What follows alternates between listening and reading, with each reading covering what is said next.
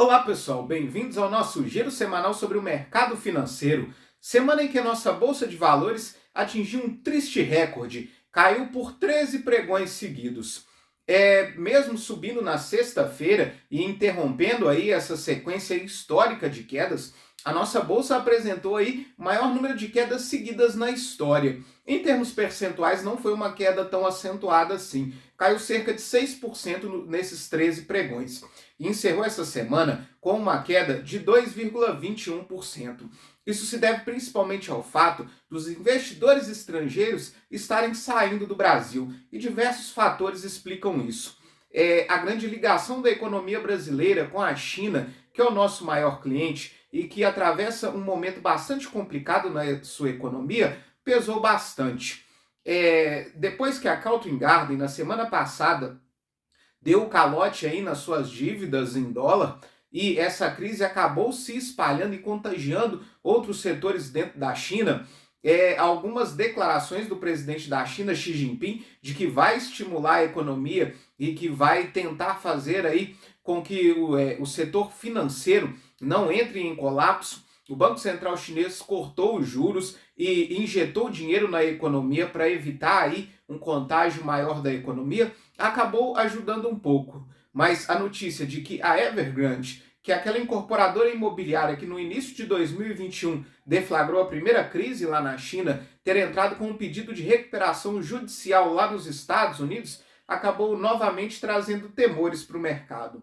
Enquanto isso, os temores de que os Estados Unidos precisem continuar subindo a sua taxa básica de juros também afastaram o investidor estrangeiro dos mercados emergentes.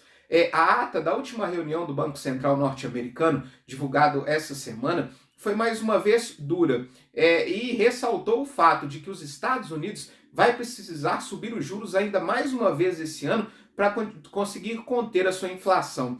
Além disso, o resultado das vendas do varejo nos Estados Unidos, que veio com uma alta de 0,7%, acima do 0,4% esperado, mostra uma economia norte-americana aquecida. O que, por um lado, é bom, mas, por outro lado, mostra também que ainda existem pressões inflacionárias por lá. Além disso, o cenário local também não tem ajudado bastante.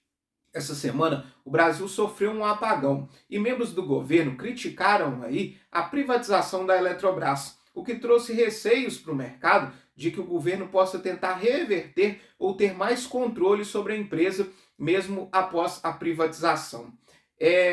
A ingerência do governo também na Petrobras acabou dando um alívio essa semana, depois que a petroleira anunciou reajuste no preço dos combustíveis. O preço da gasolina foi reajustado em 16%, cerca de 41 centavos no preço das refinarias. Já o diesel sofreu uma alta de 26,5%, cerca de 78 centavos no preço da refinaria. E isso acabou fazendo com que as ações da petroleira voltassem a subir. Mas, por outro lado, trazem aí novas preocupações com a inflação. Tudo isso aliado a um cenário político incerto, depois que o ministro da Fazenda, Fernando Haddad, deu uma declaração que existe poder demais concentrado na Câmara e de que esse poder não pode ser usado para oprimir o Senado e o Executivo, acabou trazendo aí um certo desconforto com o presidente da Câmara, Arthur Lira, o que atrasou as pautas econômicas em votação na Câmara dos Deputados. O novo arcabouço fiscal acabou sendo adiado. Toda essa pressão e saída dos estrangeiros fez com que o dólar subisse 1,33% essa semana e fecha cotado aos R$ 4,97. Um temor em relação à demanda global fez com que o petróleo recuasse essa semana, queda de 1,34%, e encerra com o barril Brent, referência para a Petrobras, cotado aos $84,05. Já o minério de ferro, com a expectativa de novos estímulos econômicos por parte da China, subiu 3,33% essa semana e encerra com a tonelada cotada aos $107,50. Essa instabilidade política, principalmente em relação à regra que visa aí conter os gastos públicos, acabou refletindo principalmente na renda fixa. O DI para janeiro de 24, os juros futuros, encerraram essa semana estáveis, cotado a 12,44%. Já o IMA geral encerra com uma queda de 0,10 pontos percentuais enquanto isso os pré-fixados, medidos pelo IRFM, caíram 0,28 pontos percentuais.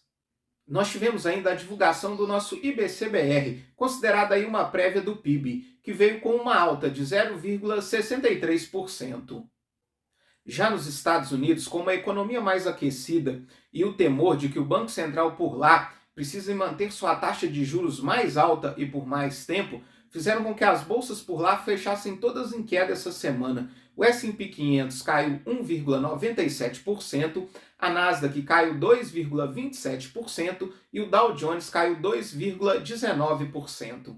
Falando agora um pouco da Europa, nós tivemos a divulgação essa semana do PIB da zona do euro e do CPI, que é a inflação ao consumidor. Todas vieram em linha com aquilo que era esperado. Porém, os temores, né, com o confronto entre a Rússia e a Ucrânia, a Rússia essa semana atacou aí depósitos de grãos da Ucrânia, o que pode levar a uma pressão inflacionária, principalmente na inflação dos alimentos, acabou fazendo com que a bolsa por lá também fechasse em queda essa semana. O Stoxx 600 encerra essa semana com uma queda de 2,33%.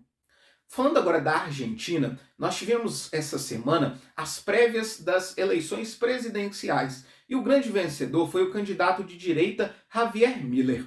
Entre outras propostas, ele tem aí a proposta de um Estado mínimo, de corte de gastos públicos, mas a sua principal proposta se baseia na dolarização da economia argentina, ou seja, a Argentina abandonaria o peso e passaria a adotar o dólar americano como moeda oficial.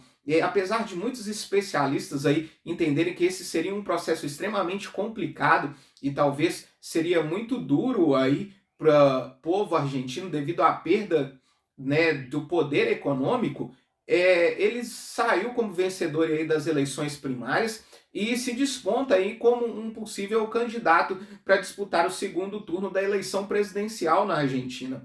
Lembrando que a Argentina passa por uma forte crise inflacionária, a inflação da Argentina já supera os 100% e o Banco Central de lá elevou sua taxa de juros mais uma vez essa semana, elevou a taxa de juros em 21%.